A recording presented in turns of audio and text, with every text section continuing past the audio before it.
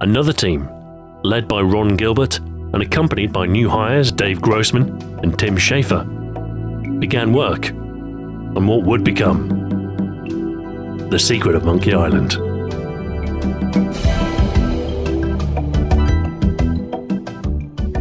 Ron Gilbert was quite critical of adventure games.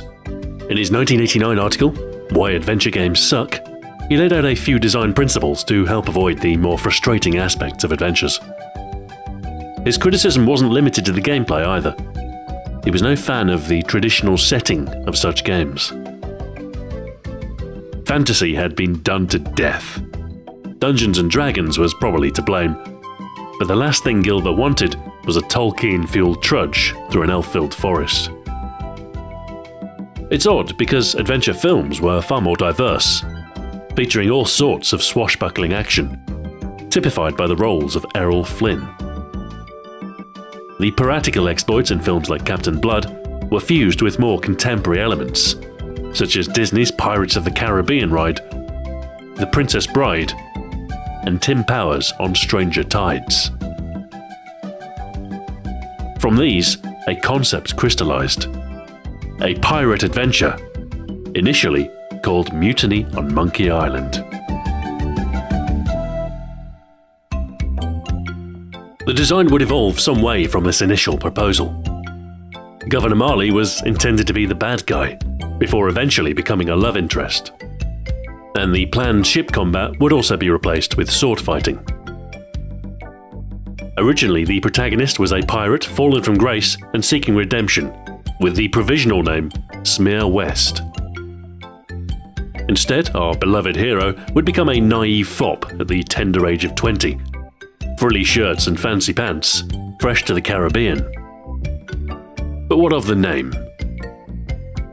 Something equal parts pretentious and ridiculous. The surname Threepwood, loaned from a P.G. Wodehouse character. The first name was trickier. For a while, they just called him Guy. And the story goes that their art package, Deluxe Paint 2, saved his sprites with a .brush extension, leading to a file named Guy.brush. And so it was. Guybrush Threepwood, Mighty Pirate. As the concept solidified and a scope and budget were defined, production could begin. Scum continued to evolve with each new game, and Monkey Island added some neat new features, including the ability to dynamically scale characters as they traverse paths. Both Loom and Indie before did have limited character scaling, but the size transition was masked by foreground objects. Now, Guybrush could disappear into the distance in a much more convincing manner. Perhaps more important were the improvements to the interface. The what is verb was removed, as now you could simply mouse over interactive objects to reveal them. Far more intuitive. The dialogue trees first seen in Indie were expanded too, and with a wealth of funny conversations, talking to characters would become its own reward. The writing was the backbone of the game's atmosphere, but it was the audio-visual aspects that really brought everything together. It was a transitional time for PC graphics, and Monkey Island would eventually support a wide range of video modes, from monochrome monitors to 256-color VGA displays. The IBM-compatible EGA release had graphics limited to a fixed 16-color palette, but the judicious use of dithering gave the illusion of more colors, particularly when viewed on a CRT display. The later Amiga and VGA releases saw improvements to the character and background art, with 32 and 256 color graphics respectively. In these, gradients became smoother, colors more natural, and the previously hand-drawn character portraits were replaced with direct scans of artwork. The game's audio would cover a similarly wide technical gamut too, with support for simple blips and beeps courtesy of the PC speaker, to a new wave of digital sound cards, and fully fledged MIDI synthesizers such as the Roland MT32.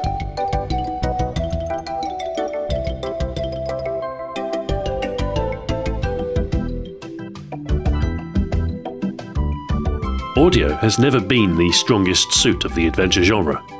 Previous Lucasfilm games were often criticised for their sound, or lack of it.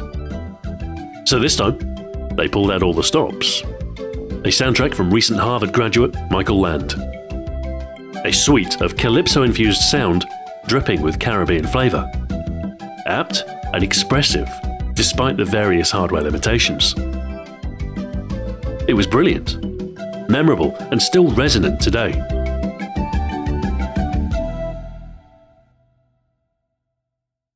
The game starts slowly.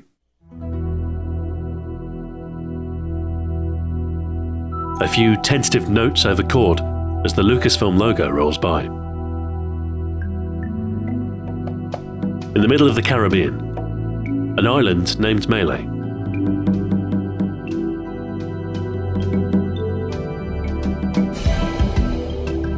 The theme kicks in and credits display. This is the introduction, and it's carefully designed to draw you into its world. The first line of dialogue manages to introduce the protagonist, their name, and their prime motivation. Hi, my name's Guybrush Threepwood, and I want to be a pirate. Ostensibly, Guybrush is addressing the lookout, but it's really the player he's talking to. In fact, the first few scenes of the game are a secret tutorial. The conversation with the lookout tells you exactly what to do next in no uncertain terms. The next scene teaches basic movement. Click anywhere and Guybrush will walk to it. Follow the path and you arrive at the Scum Bar, the place where you're supposed to be. A door. Hopefully by now the player will have spotted the verbs at the bottom of the screen and have the initiative to click open, then on the door itself. If all else fails, the manual walks players through the process. Once you're inside, there's a panoply of people to talk to. Some helpful, others less so. It's a smorgasbord of potential interaction, and with the player fully briefed on how to play and what to do, the island is yours to explore. At least after a cutscene introduces the bad guy, the ghost pirate LeChuck. It's a very gentle introduction, almost insultingly so. But the ignorance of players knows no limits, and if you want to appeal to an audience that has never played an adventure game before, you have to start somewhere. As the game picks up pace, the puzzles get more devious, and the player might even get stuck. But the game is never particularly difficult, and certainly never unfair. It is, quite famously, nearly impossible to die. This essentially gives the player free license to say whatever they want, use items however they please, and threaten even the bloodthirstiest pirate.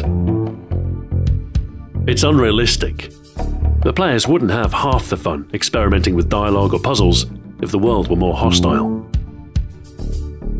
There's a joke at a competitor's expense later in the game. Wander too close to a cliff edge and you'll plummet to your doom, with a Sierra-style dialogue that prompts a reload. Seconds later, Guybrush bounces back on the screen to simply say, "Rubber tree." There is, truth be told, only one way to die in Monkey Island, and it's not something you could do accidentally. Frequent references are made to Guybrush's ability to hold his breath for 10 minutes, and in one particular sequence, you find yourself underwater. With a variety of sharp implements just out of reach, your escape is a race against time. The solution is deceptively simple, but if for whatever reason you fail to find it, after the promised time elapses, Guybrush will eventually drown.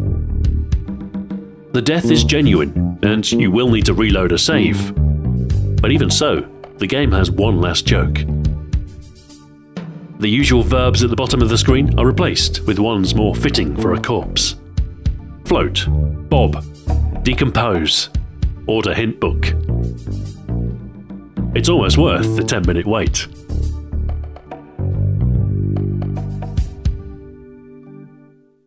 Games are remembered for all sorts of different reasons, but it's rare that the copy protection evokes fond memories.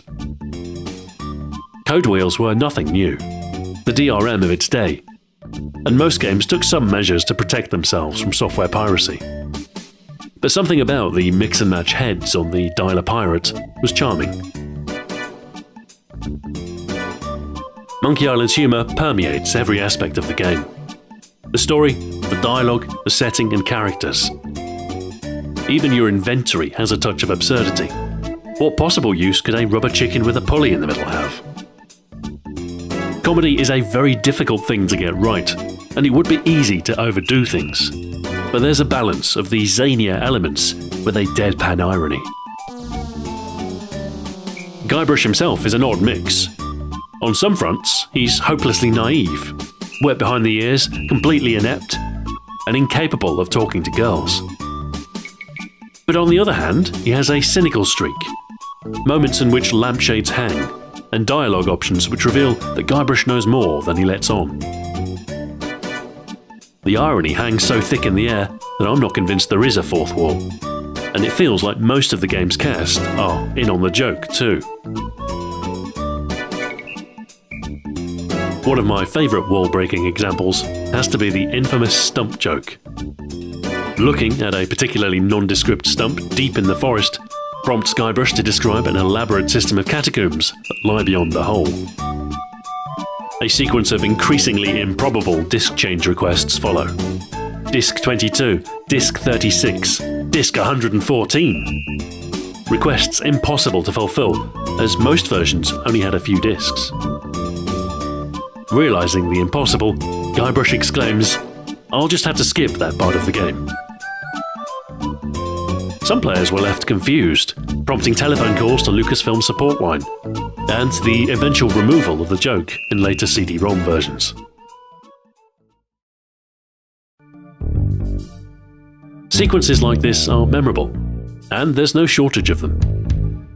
From an elaborate action sequence that takes place almost entirely off-screen, to accidentally stranding yourself on Monkey Island, to simply touching a parrot. The game really is full of such wonderful moments. Perhaps one of the most definitive parts of the game is the insult sword fighting. In the first act, you're tasked with 3 trials to prove your piratehood. And in one, you need to brush up on your swordplay in order to defeat the so-called Sword Master. It turns out that the blade is the least important thing to hone. Rather than trading deadly blows, you draw from an arsenal of caustic barbs, insults, and retorts. After your initial training, it's a case of learning new insults to extend your repertoire. Once you have a good complement of comebacks, you can start to win these battles of wits. The insults themselves were written by Orson Scott Card of Ender's Game fame, with 2 parts, insult and response. So, an opening like, "You fight like a dairy farmer," might be met with, "How appropriate, you fight like a cow." Upon challenging the Swordmaster, you realise that she has a whole deck of alternate insults. Insults unfamiliar to the rest of the island. Cleverly though, this set of insults meshed elegantly with the standard retorts. So, with a quiver of comebacks and a bit of creativity, even the Swordmaster could be bested. Been there, done that, got the t-shirt. The trials are just the first hurdle, and serve to introduce the main story arc. Just as you ascend into piratehood, the ghost pirate LeChuck kidnaps Guybrush's love interest Elaine Marley, taking her to his lair. And so, with motivation clear, the plucky Guybrush must acquire a ship, hire a crew, and make the impossible voyage to Monkey Island.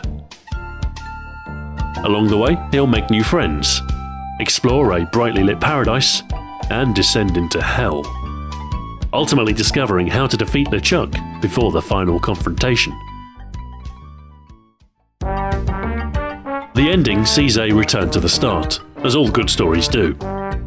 Except this time, Guybrush is more experienced, savvier, and packing a magic root potion. The 4th act, Guybrush Kicks Butt, marks the end of the real puzzles. Instead, it's just a matter of tying off some loose ends and sailing to a satisfying conclusion. The music plays, fireworks light the sky. $59.95 plus tax, well spent. Every facet of Monkey Island glimmers. The sound, graphics, setting, writing, humour, everything comes together into a fantastic whole. What's most impressive is how quickly it was done. Just 15 months after Indy 3, and with a small team. The game first released for EGA PCs on the 15th of October 1990. The 256-colour VGA version followed in December, just in time for Christmas. Commodore Amiga and Atari ST users had to wait a little longer, with their ports following in early 1991. Reviews were universally positive, with the average score confidently above that vital 90% threshold. Comparisons to earlier Lucasfilm adventures were inevitable, but generally, Monkey Island was regarded as better in every way. Lauded as hilarious, with excellent writing, the setting was welcomed, as was the art and animation, the soundtrack, and well-polished gameplay. It was both fun and easy to play. Negative points were minor. Too much disc swapping for those playing from floppies, and maybe a little too easy for seasoned adventurers. Overall, it was universally recommended. This is what graphic adventures should always have been like. But of course, normal people don't buy adventure games. Initial sales were slow, even slower than Loom. It hit the top 10, then drifted down the charts for months afterwards. It was another slow burner. Someone at Lucasfilm must have seen potential, however. After all, it was a game to be proud of against a fertile backdrop. Buoyed by the positive critical reception, a sequel was greenlit.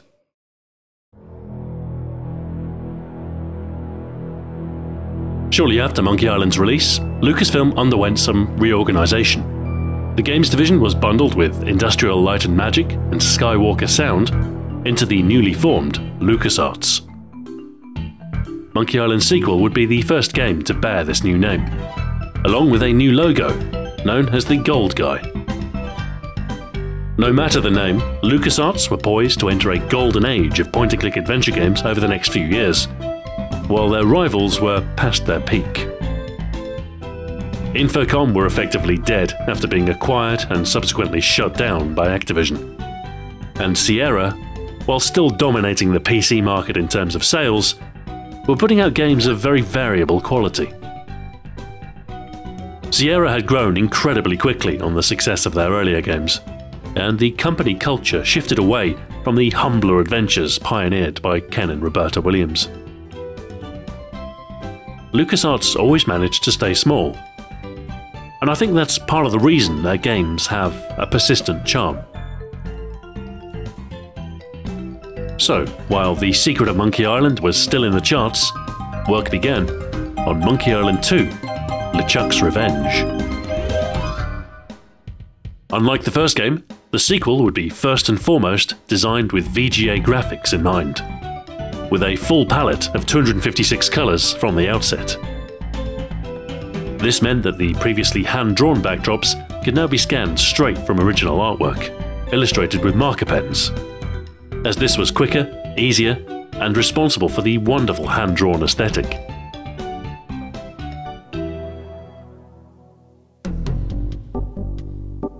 The music system within Scum had a major overhaul too. Previously, it was difficult to synchronize game events with musical cues. And so, composer Michael Land and Peter McConnell devised a system called iMuse. It stands for Interactive Music Streaming Engine, and it allowed for a far more reactive system that could seamlessly segue between different pieces. For instance, in the starting settlement of Woodtick, it's demonstrated very well. There are a variety of sub-themes for each of the locations, which blend together perfectly as you move around.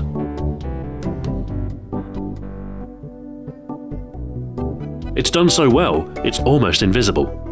You might think it's a single piece of music, but it's multiple, perfectly stitched and tailored to your progress.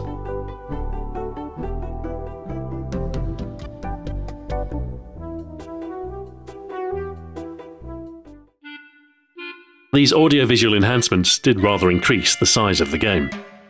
The Amiga version came on 11 discs, which made for a slightly miserable experience for those without hard drives. A small price to pay though. It was bigger, better, and more piratey than ever. It's rare that a sequel surpasses the original, but in Monkey Island 2's case, it was a triumph. All of the experience, all of the iterative improvements to the underlying technology, everything came together to make a truly excellent game. Rave reviews praised it at every turn. An improvement on the first in every way. Flawless execution. The best adventure ever. Scores hit a rarefied tier. So, did it sell? Not really. Kinda. Eventually. The tragic thing about LucasArts is that their original games were normally met with lukewarm commercial success. They weren't going to go bankrupt, but there must have been some envious eyes cast in the direction of Sierra.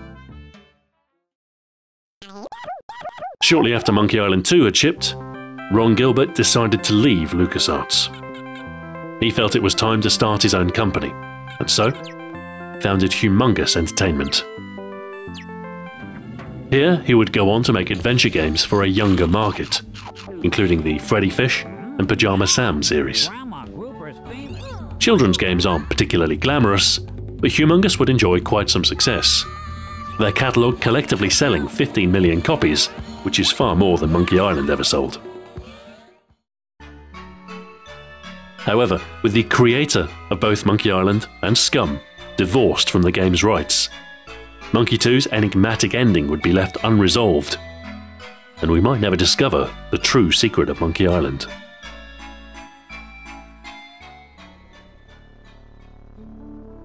This wasn't the end for LucasArts, however. In fact, quite a few classic adventures followed in Monkey Island's wake. Indiana Jones saw a revisit in The Fate of Atlantis, designed by LucasArts veteran Noah Falstein and screenwriter Hal Barwood. Lavishly illustrated and with a full talkie CD-ROM version, it was a definite upgrade when compared to The Last Crusade, and without an associated movie, free of any deadline or script constraints. Sam & Max Hit the Road was the brainchild of Steve Purcell, based on his comic book characters, a dog and rabbity thing duo who together tackle crime. It's a colourful tour of Americana with a zany streak a mile wide, a very good fit for the LucasArts mould. The verb-heavy interface of previous games was streamlined to grant more space for the graphics, replaced with icons as part of the inventory screen. You're probably right. These simplifications worked well enough for most interactions, less so for dialogue, but later games would continue to tweak the interface without the full bank of verbs. Meanwhile, Tim Schafer and Dave Grossman both remained at LucasArts, and together they led a sequel to Maniac Mansion. Day of the Tentacle was very different to its predecessor. There were a few familiar faces, and the multi-character gameplay remained, albeit with a time travel twist. But much had changed since 1987. Scum had matured, as had player expectation. The graphics were nicer, the animation better, and the music too. The whole scale of production shifted ever upwards as VGA-capable, Sound Blaster-equipped PCs became the standard. Earlier 16-bit machines like the Atari ST and Amiga were left behind.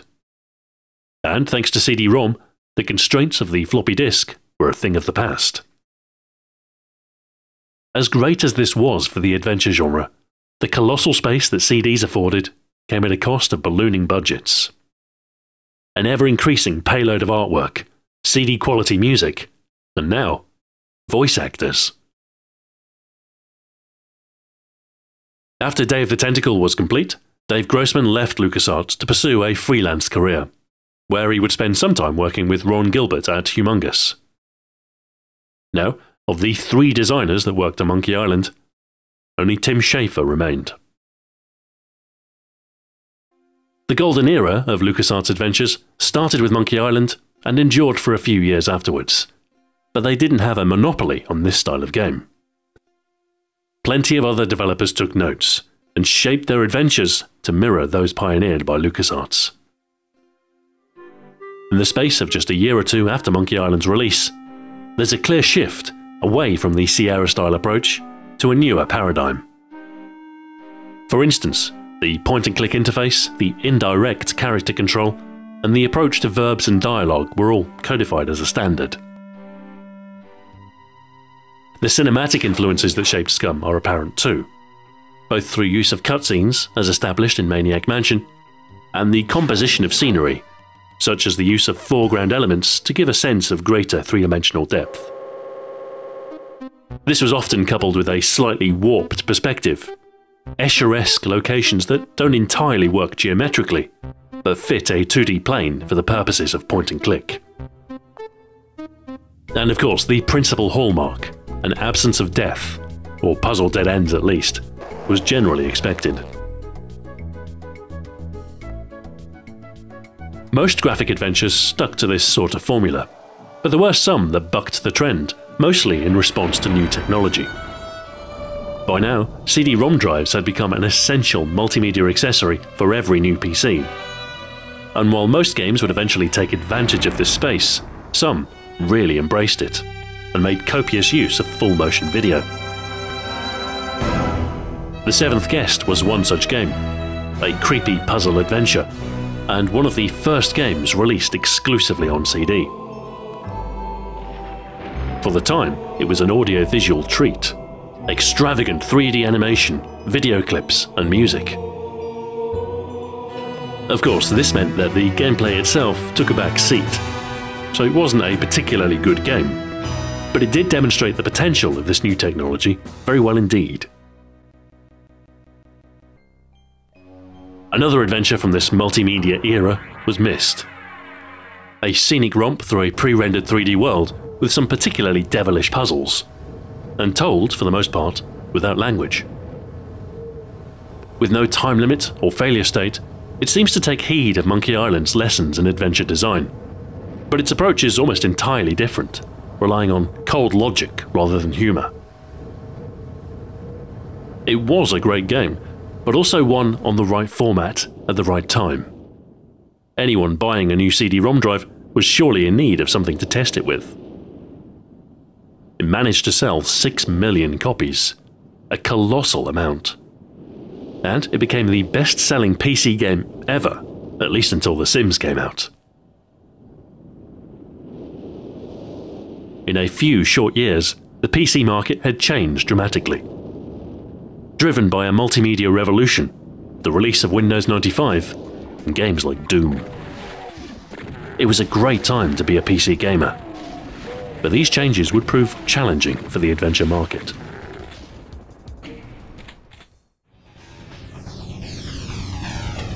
By 1995, after a year's absence of adventures, LucasArts were ready to release Tim Schafer's first solo-led game. Full Throttle was a rock-and-roll tale of biker gangs in a dystopian near future, the fate of the last motorcycle manufacturer in the balance. Its animation was done at a much larger scale than previous games, with frequent use of close-ups and cinematic camera angles. It confidently filled a CD-ROM, with full voice, a licensed CD audio soundtrack provided by the Gone Jackals, and plenty of FMV cutscenes. With a budget 10 times the size of The Secret of Monkey Island, it was expensive, but ultimately worth it. Full Throttle sold over 1 million copies.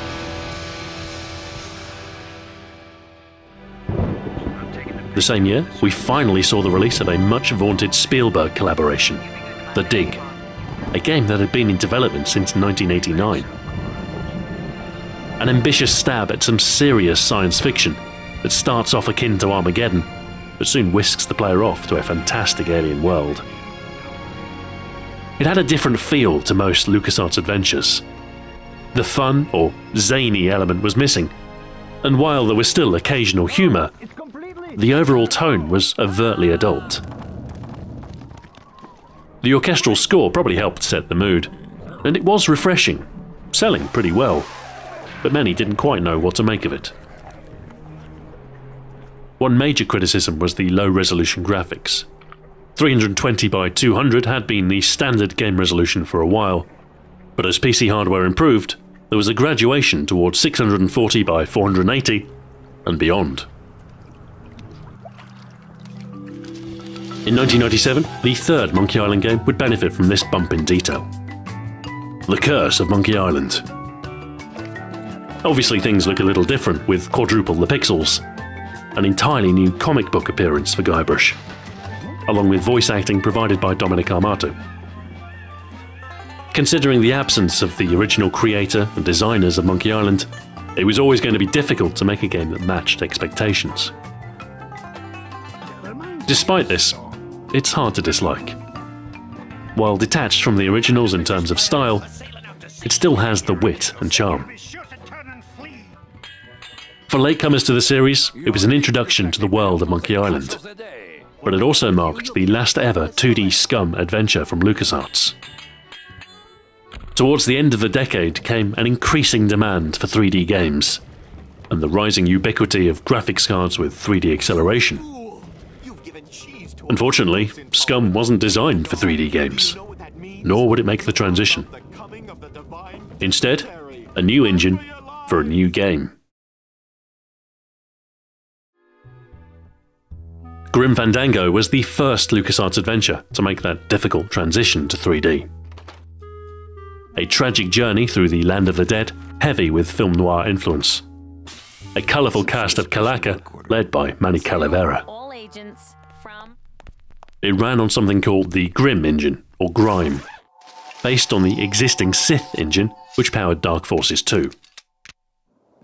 The characters are rendered as 3D objects on top of a static background.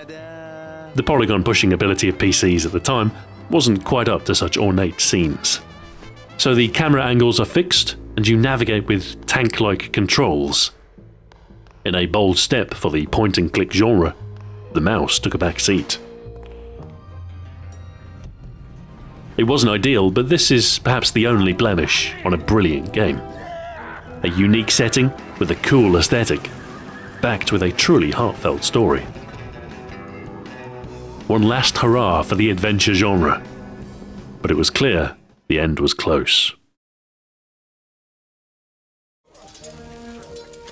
LucasArts gave us one final adventure game, and I suppose it's fitting that it was a return to Monkey Island, as it was the original that started our brief obsession. Using the same engine as Grim Fandango, it took us back to Melee Island, although things looked much different in 3D. The music and voice acting were on point, and the game bristles with references to previous games. And yet, Escape is, by far, the least favoured of the Monkey Island series. Despite the awkward controls and difficult transition to 3D, it was a perfectly good adventure, I suppose, but it felt counterfeit, long divorced from its origin. LucasArts planned a sequel to both Full Throttle and Sam & Max, but these were cancelled mid-development. A statement put out by LucasArts euphemistically described their doom. After careful evaluation of current marketplace realities and underlying economic considerations, we've decided that this was not the appropriate time to launch a graphic adventure on the PC.